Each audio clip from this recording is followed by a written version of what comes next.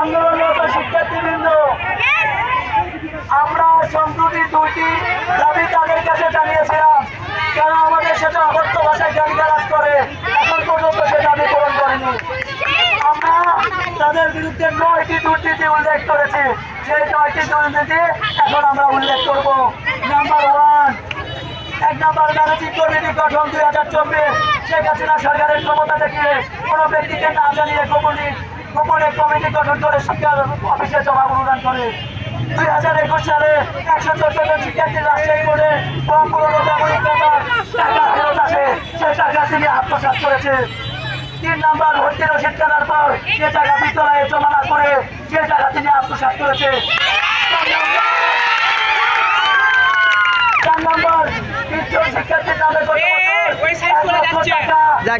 অনুদানের সে কোনো বন্ধে দিয়েছে 5,000 করে, কিন্তু তারপরে 1,000 টাকা দালালি করে খাইছে। 5 নম্বর, নিয়োগ বাণিজ্য করে 40 লক্ষ টাকার মতো আত্মসাৎ করেছে।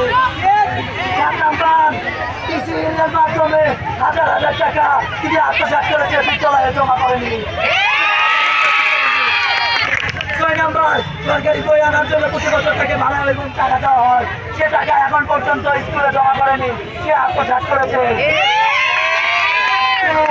বিদ্যালয়ে যোগদান করার পর থেকে প্রথম যাবতের জন প্রতি 500 টাকা করে নিয়েছে, এখন পর্যন্ত সে টাকা বিদ্যালয়ে জমা করেনি। অভিভাবক এবং আমাদের সাথে অবৈধ ভাষায় গালিগালাজ করেছে। এই সকল দুর্নীতির বিরুদ্ধে আমরা চাই।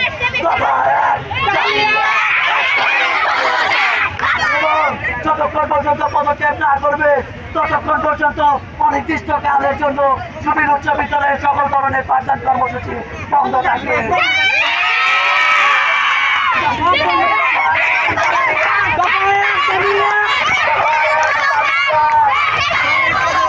আমাদের দাবি, আমাদের দাবি, আমাদের দাবি, আমাদের দাবি।